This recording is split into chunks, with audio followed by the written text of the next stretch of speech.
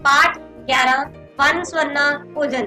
बच्चों, ਅਸੀਂ ਰੋਜ਼ਾਨਾ ਇੱਕੋ ਜਿਹੇ ਭੋਜਨ ਪਦਾਰਥ ਨਹੀਂ ਖਾਂਦੇ, ਬਲਕਿ ਰੁੱਤਾਂ ਇਲਾਕਿਆਂ ਦੇ ਹਿਸਾਬ ਨਾਲ ਸਾਡਾ ਭੋਜਨ ਬਦਲ ਜਾਂਦਾ ਹੈ। ਗੁਰਜੀਤ ਦਾਦਾ ਜੀ, ਚਾਚਾ ਜੀ ਅਤੇ ਆਪਣੇ ਦੋਸਤ ਹਰਮਨ ਨਾਲ ਬੈਠ ਕੇ ਟੈਲੀਵਿਜ਼ਨ ਤੇ ਖੇਤੀਬਾੜੀ ਪ੍ਰੋਗਰਾਮ ਦੇਖ ਰਿਹਾ ਸੀ। ਉਹਨਾਂ ਦਾ ਪਰਿਵਾਰ ਖੇਤੀਬਾੜੀ ਉੱਪਰ ਨਿਰਭਰ ਕਰਦਾ ਹੈ। ਉਸ ਦੇ ਦਾਦਾ ਜੀ ਅਤੇ ਚਾਚਾ ਜੀ ਖੇਤੀ ਕਰਦੇ ਹਨ।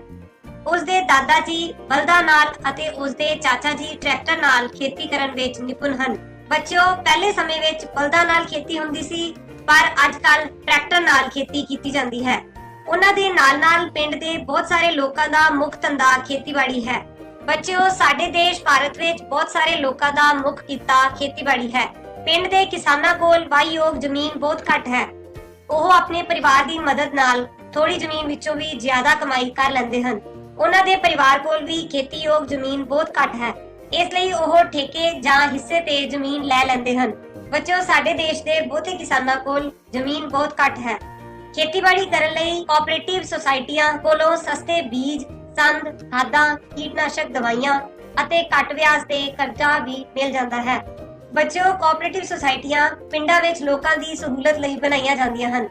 ਪਿੰਡ ਦੇ ਲੋਕ ਖੇਤੀਬਾੜੀ ਤੋਂ ਇਲਾਵਾ ਆਪਣਾ ਗੁਜ਼ਾਰਾ ਕਰਨ ਲਈ ਸਹਾਇਕ ਧੰਦੇ ਜਿਵੇਂ ਪਸ਼ੂ ਪਾਲਣ, ਮੱਛੀ ਪਾਲਣ, ਸ਼ਹਿਦ ਦੀਆਂ ਮੱਖੀਆਂ ਨੂੰ ਪਾਲਣਾ ਅਤੇ ਖੁੰਭਾਂ ਦੀ ਕਾਸ਼ਤ ਦਾ ਕੰਮ ਵੀ ਕਰਦੇ ਹਨ। ਬੱਚਿਓ, ਸਹਾਇਕ ਧੰਦੇ ਸਾਡੀ ਆਮਦਨ ਵਧਾਉਣ ਵਿੱਚ ਮਦਦ ਕਰਦੇ ਹਨ। ਉਹ ਕੁਝ ਜ਼ਮੀਨ ਵਿੱਚ ਫਲਾਂ ਅਤੇ ਸਬਜ਼ੀਆਂ ਦੀ ਕਾਸ਼ਤ ਵੀ ਕਰਦੇ ਹਨ। ਉਹਨਾਂ ਨੂੰ ਇਹਨਾਂ ਧੰਦਿਆਂ ਸੰਬੰਧੀ ਜਾਣਕਾਰੀ ਅਤੇ ਸਿਖਲਾਈ ਜ਼ਿਲ੍ਹਾ ਪੱਧਰ ਤੇ ਕ੍ਰਿਸ਼ੀ ਵਿਗਿਆਨ ਕੇਂਦਰਾਂ ਵੱਲੋਂ ਦਿੱਤੀ ਜਾਂਦੀ ਹੈ। ਉਸ ਦੇ ਮਾਤਾ ਜੀ ਅਤੇ ਦਾਦੀ ਜੀ ਵੀ ਅਚਾਰ, ਚਟਨੀਆਂ, ਮਸਾਲੇ ਅਤੇ ਮੁਰੱਬਾ ਬਣਾ ਕੇ ਵੇਚਦੇ ਹਨ। ਉਹ ਪਾਲਤੂ ਪਸ਼ੂਆਂ ਦੀ ਦੇਖਭਾਲ ਵੀ ਕਰਦੇ ਹਨ। ਇਸ ਤਰੀਕੇ ਨਾਲ ਉਹ ਹਰ ਸਾਲ ਕਾਫੀ ਮੁਨਾਫਾ ਕਮਾ ਲੈਂਦੇ ਹਨ। ਬੱਚਿਓ, ਖੇਤੀਬਾੜੀ ਵਿੱਚ ਔਰਤਾਂ ਵੀ ਕਈ ਤਰੀਕਿਆਂ ਨਾਲ ਸਹਿਯੋਗ ਦਿੰਦੀਆਂ ਹਨ। ਜਿਹੜੇ ਕਿਸਾਨਾਂ ਕੋਲ ਖੇਤੀ ਕਰਨ ਲਈ ਆਪਣੀ ਜ਼ਮੀਨ ਨਹੀਂ ਹੈ, ਉਹ ਦੂਸਰੇ ਕਿਸਾਨਾਂ ਦੇ ਖੇਤਾਂ ਵਿੱਚ ਮਿਰਚਾਂ ਤੋੜਨ, ਆਲੂ ਪੁੱਟਣ, ਨਰਮਾ ਚੁਗਣ, ਚਾਵਲ ਝਾੜਨ, ਬਾਗਾਂ ਦੀ ਦੇਖਭਾਲ, ਫਲ ਅਤੇ ਸਬਜ਼ੀਆਂ ਤੋੜਨ ਆਦਿ ਦਾ ਕੰਮ ਕਰਕੇ ਆਪਣੇ ਪਰਿਵਾਰ ਦਾ ਪਾਲਣ ਪੋਸ਼ਣ ਕਰਦੇ ਹਨ। ਸੋ ਬੱਚਿਓ, ਸਾਡੇ ਦੇਸ਼ ਵਿੱਚ ਅਨੇਕਾਂ ਪਰਿਵਾਰ ਖੇਤੀ ਦੇ ਧੰਦਿਆਂ ਵਿੱਚ ਮਿਹਨਤ ਕਰਕੇ ਆਪਣਾ ਗੁਜ਼ਾਰਾ ਕਰਦੇ ਹਨ। ਕਿਰਿਆ 1, ਆਪਣੇ ਪਿੰਡ ਦੇ ਕਿਸਾਨਾਂ ਦੇ ਵੱਖ-ਵੱਖ ਕੰਮਾਂ ਬਾਰੇ ਜਾਣਕਾਰੀ ਹਾਸਲ ਕਰਕੇ ਲਿਖੋ। ਬੱਚਿਓ, ਇਸ ਵਿੱਚ ਤੁਸੀਂ ਕਿਸਾਨ ਦਾ ਨਾਂ ਲਿਖੋਗੇ ਅਤੇ ਉਸ ਦੁਆਰਾ ਕੀ ਕੰਮ ਕੀਤਾ ਜਾਂਦਾ ਹੈ ਉਸ ਦੀ ਕਿਸਮ ਵੀ ਲਿਖੋਗੇ, ਜਿਵੇਂ ਪਸ਼ੂ ਪਾਲਣਾ, ਮੱਛੀ ਪਾਲਣਾ, ਸਬਜ਼ੀਆਂ ਜਾਂ ਫਲ ਉਗਾਉਣਾ ਆਦਿ। ਕਿਰਿਆ 2, ਆਪਣੇ ਪਿਤਾ ਜੀ ਤੋਂ ਕੋਆਪਰੇਟਿਵ ਸੁਸਾਇਟੀਆਂ ਤੋਂ ਮਿਲਦੀਆਂ ਸਹੂਲਤਾਂ ਦੀ ਜਾਣਕਾਰੀ ਲਵੋ। ਬੱਚਿਓ, ਕੋਆਪਰੇਟਿਵ ਸੁਸਾਇਟੀਆਂ ਕੋਲੋਂ ਸਾਨੂੰ ਸਸਤੇ ਬੀਜ, ਸੰਦ, ਖਾਦਾਂ, ਕੀਟਨਾਸ਼ਕ ਦਵਾਈਆਂ ਅਤੇ ਘੱਟ ਵਿਆਜ ਤੇ ਕਰਜ਼ਾ ਵੀ ਮਿਲ ਜਾਂਦਾ ਹੈ। ਦਾਦਾ ਜੀ ਨੇ ਦੱਸਿਆ ਕਿ ਸਾਡੇ ਦੇਸ਼ ਭਾਰਤ ਵਿੱਚ ਕਿਤੇ ਪਹਾੜ, ਕਿਤੇ ਦਰਿਆ, ਕਿਤੇ ਨਦੀਆਂ, ਕਿਤੇ ਮਾਰੂਥਲ ਅਤੇ ਕਿਤੇ ਜੰਗਲ ਹਨ। ਇਸ ਲਈ ਹਰ ਥਾਂ ਖੇਤੀ ਕਰਨੀ ਸੰਭਵ ਨਹੀਂ ਹੈ। ਵੱਖ-ਵੱਖ ਰਾਜਾਂ ਵਿੱਚ ਧਰਤੀ ਅਤੇ ਮੌਸਮ ਅਨੁਸਾਰ ਭਿੰਨ-ਭਿੰਨ ਫਸਲਾਂ ਹੁੰਦੀਆਂ ਹਨ। ਪੰਜਾਬ ਇੱਕ ਖੇਤੀ ਪ੍ਰਧਾਨ ਸੂਬਾ ਹੈ। ਇਸ ਵਿੱਚ ਭਾਰਤ ਦੇ ਦੂਜੇ ਰਾਜਾਂ ਦੇ ਮੁਕਾਬਲੇ ਖੇਤੀ ਕਰਨੀ ਸੌਖੀ ਹੈ। ਇੱਥੇ ਖੇਤੀ ਕਰਨ ਲਈ ਆਧੁਨਿਕ ਸੰਦ, ਸਿੰਚਾਈ ਦੇ ਸਾਧਨ ਅਤੇ ਉਪਜਾਊ ਜ਼ਮੀਨ ਉਪਲਬਧ ਹੈ। ਬੱਚਿਓ, ਪੰਜਾਬ ਦਾ ਧਰਾਤਲ ਇਸ ਤਰ੍ਹਾਂ ਦਾ ਹੈ ਕਿ ਇੱਥੇ ਖੇਤੀ ਕਰਨੀ ਬੜੀ ਆਸਾਨ ਹੈ, ਪਰੰਤੂ ਭਾਰਤ ਦੇ ਦੂਜੇ ਰਾਜਾਂ ਜਿਵੇਂ ਮਹਾਰਾਸ਼ਟਰ ਅਤੇ ਆਂਧਰਾ ਪ੍ਰਦੇਸ਼ ਵਿੱਚ ਖੇਤੀ ਕਰਨੀ ਬਹੁਤ ਮੁਸ਼ਕਲ ਹੈ। ਉੱਥੇ ਕਈ ਵਾਰ ਜ਼ਿਆਦਾ ਮੀਂਹ ਜਾਂ ਸੋਕੇ ਨਾਲ ਫਸਲ ਤਬਾਹ ਹੋ ਜਾਂਦੀ ਹੈ। ਇਸ ਕਰਕੇ ਕਿਸਾਨ ਕਰਜ਼ਾਈ ਹੋ ਜਾਂਦੇ ਹਨ। ਕਈ ਵਾਰ ਇਹ ਕਿਸਾਨ ਆਪਣੇ ਪਰਿਵਾਰ ਸਮੇਤ ਪੰਜਾਬ ਜਾਂ ਦੂਜੇ ਰਾਜਾਂ ਵਿੱਚ ਜਾ ਕੇ ਖੇਤੀ ਦੇ ਧੰਦਿਆਂ ਵਿੱਚ ਕੰਮ ਕਰਕੇ ਆਪਣਾ ਗੁਜ਼ਾਰਾ ਕਰਦੇ ਹਨ। ਬੱਚਿਓ, ਝੋਨੇ ਦੀ ਲਵਾਈ ਸਮੇਂ ਤੁਸੀਂ ਦੇਖਿਆ ਹੋਵੇਗਾ ਕਿ ਬਹੁਤ ਸਾਰੇ ਪ੍ਰਵਾਸੀ ਮਜ਼ਦੂਰ ਝੋਨਾ ਲਾਉਣ ਪੰਜਾਬ ਆਉਂਦੇ ਹਨ। ਸੋਕੇ ਅਤੇ ਜ਼ਿਆਦਾ ਮੀਂਹ ਕਾਰਨ ਖਰਾਬ ਹੋਈ ਫਸਲ। ਆਮ ਤੌਰ ਤੇ ਪੰਜਾਬ ਦੇ ਕਈ ਪਿੰਡਾਂ ਵਿੱਚੋਂ ਕਿਸਾਨ ਆਪਣੇ ਪਰਿਵਾਰ ਦੇ ਸਾਰੇ ਮੈਂਬਰਾਂ ਅਤੇ ਬੱਚਿਆਂ ਨਾਲ ਨਰਮੇ ਦੀ ਚੁਗਾਈ ਅਤੇ ਫਲਾਂ ਦੀ ਤੁੜਾਈ ਦੇ ਕੰਮ ਲਈ ਦੂਸਰੇ ਪਿੰਡਾਂ ਵਿੱਚ ਅਸਥਾਈ ਤੌਰ ਤੇ ਚਲੇ ਜਾਂਦੇ ਹਨ। ਇਸ ਤਰ੍ਹਾਂ ਉਹਨਾਂ ਦੇ ਬੱਚਿਆਂ ਦੀ ਪੜ੍ਹਾਈ ਵੀ ਪ੍ਰਭਾਵਿਤ ਹੁੰਦੀ ਹੈ। ਉਹ ਆਪਣੀ ਜਮਾਤ ਦੇ ਟੀਚੇ ਪੂਰੇ ਕਰਨ ਤੋਂ ਦੂਸਰੇ ਬੱਚਿਆਂ ਦੇ ਮੁਕਾਬਲੇ ਪਛੜ ਜਾਂਦੇ ਹਨ। ਚਾਚਾ ਜੀ ਨੇ ਟੈਲੀਵਿਜ਼ਨ ਤੋਂ ਸੁਣ ਕੇ ਕਣਕ ਦੇ ਨਵੇਂ ਬੀਜ ਬੀਜਣ ਬਾਰੇ ਦਾਦਾ ਜੀ ਦੀ ਸਲਾਹ ਲਈ। ਦਾਦਾ ਜੀ ਨੇ ਕਿਹਾ ਕਿ ਪਿਛਲੇ ਸਾਲ ਵਾਲੀ ਕਣਕ ਦਾ ਬੀਜ ਵੀ ਚੰਗੇ ਝਾੜ ਵਾਲਾ ਹੈ। ਇਸ ਲਈ ਉਹਨਾਂ ਨੇ ਬੀਜ ਨੂੰ ਸਾਫ਼ ਕਰਕੇ ਅਤੇ ਸੁਕਾ ਕੇ ਡਰਮ ਵਿੱਚ ਰੱਖਿਆ ਹੋਇਆ ਹੈ। ਉਹ ਇਸ ਵਾਰ ਨਵੇਂ ਦੇ ਨਾਲ-ਨਾਲ ਪੁਰਾਣਾ ਬੀਜ ਵੀ ਬੀਜਣਗੇ। ਚਾਚਾ ਜੀ ਅਗਲੇ ਦਿਨ ਸ਼ਨੀਵਾਰ ਨੂੰ ਪੰਜਾਬ ਐਗਰੀਕਲਚਰਲ ਯੂਨੀਵਰਸਿਟੀ ਲੁਧਿਆਣਾ ਤੋਂ ਕਣਕ ਦਾ ਸੁਧਰਿਆ ਹੋਇਆ ਬੀਜ ਲੈ ਆਏ। ਬੱਚਿਓ, ਪੰਜਾਬ ਐਗਰੀਕਲਚਰਲ ਯੂਨੀਵਰਸਿਟੀ ਲੁਧਿਆਣਾ ਉન્નਤ ਬੀਜਾਂ ਤੇ ਫਸਲਾਂ ਨਾਲ ਸੰਬੰਧਿਤ ਵੱਖ-ਵੱਖ ਤਜਰਬੇ ਕਰਦੀ ਹੈ ਤਾਂ ਕਿ ਫਸਲਾਂ ਦੀ ਪੈਦਾਵਾਰ ਨੂੰ ਵਧਾਇਆ ਜਾ ਸਕੇ। ਐਤਵਾਰ ਨੂੰ ਹੀ ਜ਼ਮੀਨ ਨੂੰ ਚੰਗੀ ਤਰ੍ਹਾਂ ਵਾਹ ਕੇ ਦਾਣਿਆਂ ਉੱਪਰ ਉੱਲੀਨਾਸ਼ਕ ਦਵਾਈ ਲਾ ਕੇ ਬਿਜਾਈ ਕਰ ਦਿੱਤੀ। ਕੁਝ ਹੀ ਦਿਨਾਂ ਬਾਅਦ ਕਣਕ ਦੇ ਛੋਟੇ-ਛੋਟੇ ਪੌਦੇ ਬਾਹਰ ਨਿਕਲਣ ਨਾਲ ਖੇਤ ਹਰਾ-ਭਰਾ ਹੋ ਗਿਆ। ਚਾਚਾ ਜੀ ਨੇ ਦੱਸਿਆ ਕਿ ਬੀਜ ਦੇ ਪੁੰਗਰਨ ਦੇ ਲਈ ਨਮੀ ਅਤੇ ਗਰਮੀ ਦੀ ਜ਼ਰੂਰਤ ਹੁੰਦੀ ਹੈ। ਕੁਝ ਦਿਨਾਂ ਬਾਅਦ ਫਸਲ ਨੂੰ ਦੇਖਣ ਲਈ ਖੇਤੀਬਾੜੀ ਮਹਿਕਮੇ ਤੋਂ ਖੇਤੀ ਮਾਹਰ ਆਏ। ਉਹਨਾਂ ਨੇ ਸਲਾਹ ਦਿੱਤੀ ਕਿ ਫਸਲ ਨੂੰ ਸਮੇਂ ਸਿਰ ਪਾਣੀ ਲਾਇਆ ਜਾਵੇ ਅਤੇ ਪੱਤੇ ਪੀਲੇ ਹੋਣ ਤੋਂ ਰੋਕਣ ਲਈ ਯੂਰੀਆ ਖਾਦ ਪਾਈ ਜਾਵੇ। ਇਸ ਤੋਂ ਇਲਾਵਾ ਜ਼ਿੰਕ ਅਤੇ ਮੈਗਨੀਜ਼ ਦੇ ਘੋਲ ਦਾ ਛਿੜਕਾਅ ਵੀ ਕੀਤਾ ਜਾਵੇ। ਬੱਚਿਓ, ਫਸਲਾਂ ਵਿੱਚ ਕਿਸੇ ਵੀ ਤਰ੍ਹਾਂ ਦਾ ਰੋਗ ਜਾਂ ਘਾਟ ਹੋਣ ਤੇ ਖੇਤੀਬਾੜੀ ਮਾਹਰਾਂ ਦੀ ਰਾਏ ਲੈਣੀ ਚਾਹੀਦੀ ਹੈ। ਜੇਕਰ ਕਿਸੇ ਕੁਦਰਤੀ ਆਫਤ ਨਾਲ ਫਸਲ ਤਬਾਹ ਹੋ ਜਾਵੇ ਤਾਂ ਸਰਕਾਰ ਵੱਲੋਂ ਗਿਰਦਾਵਰੀ ਕਰਵਾ ਕੇ ਕਿਸਾਨਾਂ ਨੂੰ ਉਚਿਤ ਮੁਆਵਜ਼ਾ ਵੀ ਦਿੱਤਾ ਜਾਂਦਾ ਹੈ। ਪ੍ਰਸ਼ਨ ਨੰਬਰ 1, ਕਿਸਾਨਾਂ ਨੂੰ ਨਵੇਂ ਬੀਜਾਂ ਸੰਬੰਧੀ ਜਾਣਕਾਰੀ ਕਿੱਥੋਂ ਮਿਲਦੀ ਹੈ? ਕਿਸਾਨਾਂ ਨੂੰ ਨਵੇਂ ਬੀਜਾਂ ਦੀ ਜਾਣਕਾਰੀ ਟੈਲੀਵਿਜ਼ਨ ਰਾਹੀਂ ਅਤੇ ਖੇਤੀਬਾੜੀ ਯੂਨੀਵਰਸਿਟੀਆਂ ਰਾਹੀਂ ਮਿਲਦੀ ਹੈ।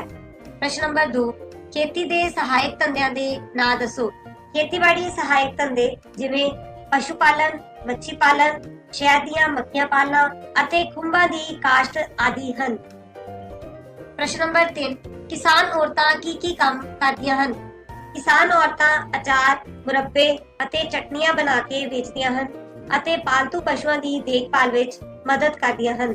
ਪ੍ਰਸ਼ਨ ਨੰਬਰ 4, ਦੂਜੇ ਰਾਜਾਂ ਦੇ ਕਿਸਾਨ ਫਸਲ ਤਬਾਹ ਹੋਣ ਤੇ ਆਪਣੇ ਪਰਿਵਾਰ ਦੇ ਪਾਲਣ ਪੋਸ਼ਣ ਲਈ ਕੀ ਕਰਦੇ ਹਨ? ਦੂਜੇ ਰਾਜਾਂ ਦੇ ਕਿਸਾਨ ਖੇਤੀ ਦੇ ਧੰਦਿਆਂ ਵਿੱਚ ਕੰਮ ਕਰਕੇ ਆਪਣਾ ਗੁਜ਼ਾਰਾ ਕਰਦੇ ਹਨ, ਜਿਵੇਂ ਫਸਲਾਂ ਦੀ ਬਿਜਾਈ, ਨਰਮੇ ਦੀ ਚੁਗਾਈ ਅਤੇ ਫਲਾਂ ਦੀ ਤੁੜਾਈ ਆਦਿ। ਕਿਰਿਆ 3, ਆਪਣੇ ਆਂਢ ਗੁਆਂਢ ਦੇ ਕਿਸਾਨਾਂ ਨਾਲ ਗੱਲਬਾਤ ਕਰਕੇ ਪਤਾ ਕਰੋ ਕਿ ਉਹਨਾਂ ਨੂੰ ਖੇਤੀ ਦੇ ਕੰਮਾਂ ਵਿੱਚ ਕਿਹੜੀਆਂ-ਕਿਹੜੀਆਂ ਮੁਸ਼ਕਲਾਂ ਪੇਸ਼ ਆਉਂਦੀਆਂ ਹਨ। ਬੱਚਿਓ, ਉਹਨਾਂ ਨੂੰ ਮੌਸਮ, ਬਿਜਲੀ, ਮਹਿੰਗਾਈ, ਨਦੀਨਾਂ, ਫਸਲਾਂ ਦੇ ਦੁਸ਼ਮਣ ਕੀੜੇ ਮਕੌੜਿਆਂ ਆਦਿ ਅਨੇਕਾਂ ਸਮੱਸਿਆਵਾਂ ਹੋ ਸਕਦੀਆਂ ਹਨ, ਜੋ ਕਿ ਤੁਸੀਂ ਇਸ ਕਿਰਿਆ ਵਿੱਚ ਨੋਟ ਕਰੋਗੇ। ਭੋਜਨ ਵਿੱਚ ਭਿੰਨਤਾਵਾਂ। ਸਾਡੇ ਦੇਸ਼ ਦੇ 29 ਰਾਜ ਹਨ। ਇਹਨਾਂ ਰਾਜਾਂ ਵਿੱਚ ਵੱਖ-ਵੱਖ ਫਸਲਾਂ ਉਗਾਈਆਂ ਜਾਂਦੀਆਂ ਹਨ। ਲੋਕਾਂ ਦੀਆਂ ਭੋਜਨ ਖਾਣ ਦੀਆਂ ਆਦਤਾਂ ਵੀ ਵੱਖ-ਵੱਖ ਹਨ। ਉਹਨਾਂ ਦੇ ਸਮੂਹਿਕ ਪ੍ਰੋਗਰਾਮਾਂ ਤੇ ਭਿੰਨ-ਭਿੰਨ ਭੋਜਨ ਪਦਾਰਥ ਬਣਾਏ ਜਾਂਦੇ ਹਨ। ਆਓ ਇਹਨਾਂ ਬਾਰੇ ਕੁਝ ਜਾਣਕਾਰੀ ਪ੍ਰਾਪਤ ਕਰਦੇ ਹਾਂ। ਬੱਚਿਓ, ਸਾਡੇ ਵਿਸ਼ਾਲ ਦੇਸ਼ ਵਿੱਚ ਕਿਧਰੇ ਕਣਕ ਜ਼ਿਆਦਾ ਹੁੰਦੀ ਹੈ, ਕਿਤੇ ਚਾਵਲ, ਮੱਕੀ, ਬਾਜਰਾ ਜਾਂ ਮਸਾਲੇ ਵੱਧ ਮਾਤਰਾ ਵਿੱਚ ਮਿਲਦੇ ਹਨ। ਇਸੇ ਹਿਸਾਬ ਨਾਲ ਲੋਕਾਂ ਦੀਆਂ ਖਾਣ ਦੀਆਂ ਆਦਤਾਂ ਬਣ ਜਾਂਦੀਆਂ ਹਨ। ਅੱਜ ਹਰਮਨ ਦੇ ਭੂਆ ਜੀ ਦਾ ਵਿਆਹ ਹੈ ਤੇ ਗੁਰਮੀਤ ਅਤੇ ਹਰਮਨ ਦੇ ਪਰਿਵਾਰਾਂ ਵਿੱਚ ਨਜ਼ਦੀਕੀ ਸਾਂਝ ਹੋਣ ਕਰਕੇ ਗੁਰਜੀਤ ਦੇ ਮੰਮੀ ਪਾਪਾ ਅਤੇ ਦਾਦਾ ਦਾਦੀ ਸਾਰੇ ਇਸ ਵਿਆਹ ਵਿੱਚ ਸ਼ਾਮਿਲ ਹੋਏ।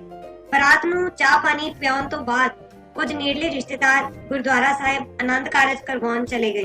ਬੱਚਿਓ, ਆਨੰਦ ਕਾਰਜ ਵਿਆਹ ਦੀ ਇੱਕ ਰਸਮ ਹੁੰਦੀ ਹੈ।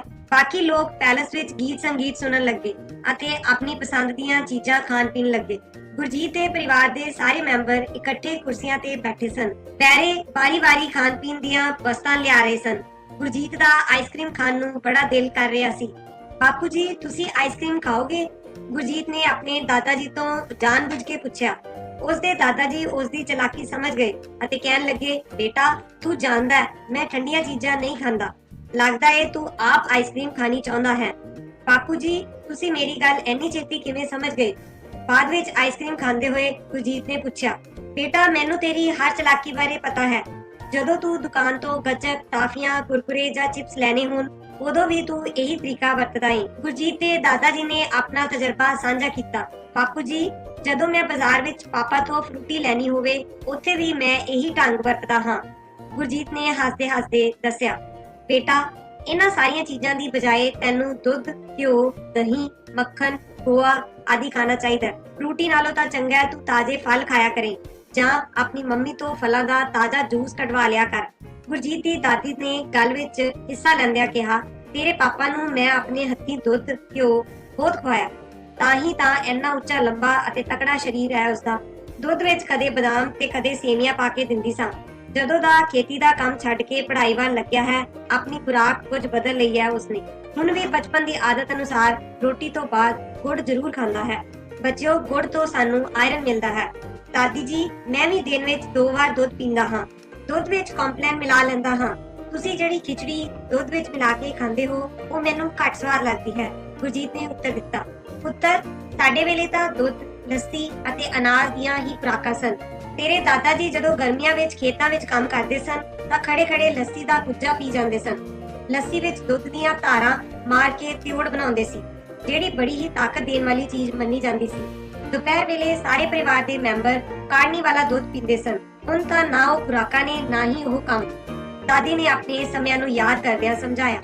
ਬੱਚਿਓ, ਪਹਿਲੇ ਸਮਿਆਂ ਦੇ ਲੋਕ ਹੁਣ ਦੇ ਲੋਕਾਂ ਨਾਲੋਂ ਵਧੇਰੇ ਕੰਮ ਕਰਦੇ ਸਨ। ਦਾਦੀ ਜੀ, ਇਹ ਤਾਂ ਤੁਸੀਂ ਆਪ ਹੀ ਮੰਨਦੇ ਹੋ ਕਿ ਹੁਣ ਖੁਰਾਕਾਂ ਬਦਲ ਗਈਆਂ ਨੇ। ਫਿਰ ਸਾਰੇ ਜਾਣੇ ਮੈਨੂੰ ਟਾਫੀਆਂ, ਚਿਪਸ, ਕੁਰਕੁਰੇ ਅਤੇ ਆਈਸਕ੍ਰੀਮ ਖਾਣ ਤੋਂ ਕਿਉਂ ਰੋਕਦੇ ਹੋ? ਗੁਰਜੀਤ ਨੇ ਮੌਕਾ ਤਾੜਦਿਆਂ ਕਿਹਾ। ਬੇਟਾ, ਟਾਫੀਆਂ ਵਿੱਚ ਪਾਈ ਜ਼ਿਆਦਾ ਖੰਡ ਦੰਦ ਖਰਾਬ ਕਰ ਦਿੰਦੀ ਹੈ। ਕੁਰਕੁਰੇ ਅਤੇ ਚਿਪਸ ਪੌਸ਼ਟਿਕ ਨਹੀਂ ਹੁੰਦੇ ਅਤੇ ਜਲਦੀ ਹਜਮ ਵੀ ਨਹੀਂ ਹੁੰਦੇ। ਸਾਨੂੰ ਆਈਸਕ੍ਰੀਮ ਵਰਗੀਆਂ ਠੰਡੀਆਂ ਚੀਜ਼ਾਂ ਵੀ ਜ਼ਿਆਦਾ ਨਹੀਂ ਖਾਣੀਆਂ ਚਾਹੀਦੀਆਂ। ਕੋਲ ਬੈਠੇ ਗੁਰਜੀਤ ਦੇ ਮੰਮੀ ਬੋਲੇ। ਇੰਨੇ ਸਮੇਂ ਵਿੱਚ ਖਾਣ ਪੀਣ ਦੀਆਂ ਸਟਾਲਾਂ ਵੀ ਸ਼ੁਰੂ ਹੋ ਗਈਆਂ। ਅੱਜ ਕੱਲ੍ਹ ਵਿਆਹਾਂ ਵਿੱਚ ਲੋਕ ਇੰਨਾ ਹੀ ਦਿਖਾਵਾ ਕਰਨ ਲੱਗ ਪਏ ਨੇ। ਕੋਲ ਬੈਠੇ ਇੱਕ ਅਧਖੜ ਉਮਰ ਦੇ ਆਦਮੀ ਨੇ ਕਿਹਾ। ਭਾਈ, ਦਿਖਾਵਾ ਵੀ ਹੈ ਅਤੇ ਜ਼ਰੂਰਤ ਵੀ। ਅੱਜ ਕੱਲ੍ਹ ਆਉਣ ਜਾਣ ਲਈ ਸਾਧਨ ਬਹੁਤ ਵੱਧ ਗਏ ਹਨ। ਦੂਰੋਂ ਨੇੜਿਓਂ ਬੁਲਾਏ ਦੋਸਤਾਂ ਮਿੱਤਰਾਂ ਨੂੰ ਉਹਨਾਂ ਦੀ ਪਸੰਦ ਦੀ ਖਾਣ ਪੀਣ ਦੀ ਚੀਜ਼ ਤਾਂ ਚਾਹੀਦੀ ਏ ਨਾ। ਉਸ ਦੇ ਨੇੜੇ ਬੈਠੇ ਇੱਕ ਹਰਿਆਣਵੀ ਨੇ ਕਿਹਾ। ਸਾਡੇ ਇਲਾਕੇ ਵਿੱਚ ਆ ਬਾਥੂ ਦਾ ਰਾਇਤਾ, ਗਾਜਰ ਦਾ ਹਲਵਾ ਅਤੇ ਰਾਬੜੀ ਆਮ ਬਣਾਉਂਦੇ ਨੇ। ਉਸਨੇ ਆਪਣੇ ਇਲਾਕੇ ਦੇ ਭੋਜਨ ਬਾਰੇ ਦੱਸਦਿਆਂ ਕਿਹਾ। ਉਸ ਤੋਂ ਥੋੜਾ ਅੱਗੇ ਚਲੇ ਜਾਓ, ਰਾਜਸਥਾਨ ਵਿੱਚ ਮਿਰਚੀ ਬੜਾ, ਮੱਖਣ ਬੜਾ, ਹਲਦੀ, ਮੋਠ ਅਤੇ ਗਵਾਰਫਲੀ ਦਾ ਸਾਗ ਅਤੇ ਇਹਨਾਂ ਤੋਂ ਕਈ ਹੋਰ ਪਕਵਾਨ ਵੀ ਬਣਾਏ ਜਾਂਦੇ ਨੇ। ਬੱਚਿਓ, ਵੱਖ-ਵੱਖ ਇਲਾਕਿਆਂ ਵਿੱਚ ਲੋਕ ਵੱਖ-ਵੱਖ ਤਰ੍ਹਾਂ ਦਾ ਭੋਜਨ ਖਾਂਦੇ ਹਨ। ਦੱਖਣ ਵਾਲੇ ਪਾਸੇ ਜਾਓ, ਉਹ ਤੁਹਾਨੂੰ ਥਾਲੀ ਦੀ ਬਜਾਏ ਪੱਤਿਆਂ ਤੇ ਪਰੋਸ ਕੇ ਆਪਣੇ ਇਲਾਕੇ ਦੇ ਕਈ ਖਾਸ ਪਕਵਾਨ ਜਿਵੇਂ ਇਡਲੀ, ਡੋਸਾ ਆਦਿ ਖਵਾਉਂਦੇ ਨੇ। ਉਸ ਆਦਮੀ ਨੇ ਗੱਲ ਅੱਗੇ ਵਧਾਉਂਦਿਆਂ ਕਿਹਾ। ਜਦੋਂ ਲੋਕ ਆਪਣੀ ਪਸੰਦ ਦੇ ਪਕਵਾਨ ਖਾ ਪੀ ਰਹੇ ਸਨ ਤਾਂ ਕੁਝ ਲੋਕ ਇਸ ਭੋਜਨ ਨੂੰ ਪਲੇਟਾਂ ਵਿੱਚ ਹੀ ਛੱਡੀ ਜਾ ਰਹੇ ਸਨ। ਖਾਣਾ ਬਰਤਨ ਵਿੱਚ ਛੱਡ ਦੇਣਾ ਤਾਂ ਅੱਜਕੱਲ ਲੋਕ ਫੈਸ਼ਨ ਸਮਝਦੇ ਹਨ। ਇਸ ਤਰ੍ਹਾਂ ਭੋਜਨ ਦੀ ਬਰਬਾਦੀ ਕਰਨੀ ਚੰਗੀ ਗੱਲ ਨਹੀਂ। ਬੱਚਿਓ, ਸਾਨੂੰ ਵੀ ਭੋਜਨ ਨੂੰ ਬਰਬਾਦ ਨਹੀਂ ਕਰਨਾ ਚਾਹੀਦਾ, ਸਗੋਂ ਭੋਜਨ ਲੋੜ ਅਨੁਸਾਰ ਹੀ ਲੈਣਾ ਚਾਹੀਦਾ ਹੈ। ਦੂਜੇ ਪਾਸੇ ਉਹ ਵੇਖੋ, ਵਿਚਾਰੇ ਪੇਟੋਂ ਭੁੱਖੇ ਮੰਗ ਕੇ ਖਾਣ ਲਈ ਮਜਬੂਰ ਹਨ। ਉਹਨਾਂ ਦੇ ਨਿੱਕੇ-ਨਿੱਕੇ ਬੱਚਿਆਂ ਨੂੰ ਕਦੇ ਪੇਟ ਭਰ ਖਾਣਾ ਮਿਲਦਾ ਏ ਅਤੇ ਕਦੇ ਨਹੀਂ। ਗੁਰਜੀਤ ਦੇ ਦਾਦਾ ਜੀ ਨੇ ਗੇਟ ਤੇ ਖਾਲੀ ਬਰਤਨ ਚੁੱਕੀ ਖੜੇ ਮੰਗਤਿਆਂ ਵੱਲ ਇਸ਼ਾਰਾ ਕਰਦਿਆਂ ਕਿਹਾ। ਕਿਰਿਆ 4, ਆਪਣੇ ਸਾਥੀ ਬੱਚਿਆਂ ਦੀਆਂ ਖਾਣ ਪੀਣ ਦੀਆਂ ਆਦਤਾਂ ਬਾਰੇ ਜਾਣਕਾਰੀ ਇਕੱਠੀ ਕਰੋ ਅਤੇ ਹੇਠਾਂ ਲਿਖੋ ਕਿ ਉਹ ਕੀ ਕੁਝ ਖਾਂਦੇ ਹਨ। ਬੱਚਿਓ, ਇਸ ਕਾਲਮ ਵਿੱਚ ਤੁਸੀਂ ਆਪਣੇ ਸਾਥੀਆਂ ਦੇ ਨਾਂ ਲਿਖੋਗੇ ਅਤੇ ਇਸ ਵਿੱਚ ਉਹ ਕਿਹੜਾ ਭੋਜਨ ਖਾਂਦੇ ਹਨ ਉਸ ਬਾਰੇ ਲਿਖੋਗੇ। ਕਿਰਿਆ 5, ਤੁਹਾਡੇ ਦਾਦਾ ਜੀ ਬਚਪਨ ਵਿੱਚ ਕੀ ਖਾਂਦੇ ਸਨ ਅਤੇ ਹੁਣ ਕੀ ਖਾਂਦੇ ਹਨ, ਇਸ ਬਾਰੇ ਜਾਣਕਾਰੀ ਪ੍ਰਾਪਤ ਕਰਕੇ ਲਿਖੋ। ਬੱਚਿਓ, ਤੁਸੀਂ ਆਪਣੇ ਘਰ ਦੇ ਬਜ਼ੁਰਗਾਂ ਤੋਂ ਪੁੱਛ ਕੇ ਇਹ ਕਾਲਮ ਭਰੋਗੇ। ਕਿਰਿਆ 6, ਤੁਹਾਡੇ ਪਰਿਵਾਰ ਦੇ ਵੱਖ-ਵੱਖ ਮੈਂਬਰ ਖਾਣ ਲਈ ਕੀ ਪਸੰਦ ਕਰਦੇ ਹਨ, ਉਹਨਾਂ ਤੋਂ ਜਾਣਕਾਰੀ ਲੈ ਕੇ ਸੂਚੀ ਬਣਾਓ। ਬੱਚਿਓ, ਹਰੇਕ ਵਿਅਕਤੀ ਦੀ ਖਾਣ ਪੀਣ ਦੀ ਆਪਣੀ ਵੱਖਰੀ ਪਸੰਦ ਹੁੰਦੀ ਹੈ। ਬੱਚਿਓ, ਤੁਸੀਂ ਆਪਣੇ ਪਰਿਵਾਰ ਦੇ ਮੈਂਬਰਾਂ ਦੀਆਂ ਪਸੰਦੀਦਾ ਭੋਜਨ ਦੀ ਸੂਚੀ ਬਣਾਓਗੇ। ਯਾਦ ਰੱਖਣਯੋਗ ਗੱਲਾਂ। ਕਿਸਾਨ ਖੇਤਾਂ ਵਿੱਚ ਬਹੁਤ ਮਿਹਨਤ ਨਾਲ ਫਸਲ ਪੈਦਾ ਕਰਦੇ ਹਨ। ਖਾਦ ਪਾਉਣ ਨਾਲ ਫਸਲਾਂ ਦੀ ਪੈਦਾਵਾਰ ਵੱਧਦੀ ਹੈ। ਜ਼ਿਆਦਾ ਬਾਰਿਸ਼ ਅਤੇ ਸੋਕੇ ਨਾਲ ਫਸਲਾਂ ਤਬਾਹ ਹੋ ਜਾਂਦੀਆਂ ਹਨ। ਵੱਖ-ਵੱਖ ਰਾਜਾਂ ਦੇ ਲੋਕ ਭਿੰਨ-ਭਿੰਨ ਭੋਜਨ ਖਾਂਦੇ ਹਨ। ਘਰ ਦੇ ਮੈਂਬਰ ਵੀ ਉਮਰ ਅਤੇ ਪਸੰਦ ਦੇ ਅਨੁਸਾਰ ਭੋਜਨ ਖਾਂਦੇ ਹਨ। ਪ੍ਰਸ਼ਨ ਨੰਬਰ 5, ਤੁਹਾਨੂੰ ਕਿਹੜੀਆਂ ਚੀਜ਼ਾਂ ਖਾਣੀਆਂ ਚਾਹੀਦੀਆਂ ਹਨ ਜੋ ਤੁਹਾਡੀ ਸਿਹਤ ਲਈ ਫਾਇਦੇਮੰਦ ਹੋਣ? ਸਾਨੂੰ ਦੁੱਧ, ਘਿਓ, ਮੱਖਣ, ਤਾਜ਼ੇ ਫਲ ਅਤੇ ਸਬਜ਼ੀਆਂ ਖਾਣੀਆਂ ਚਾਹੀਦੀਆਂ ਹਨ।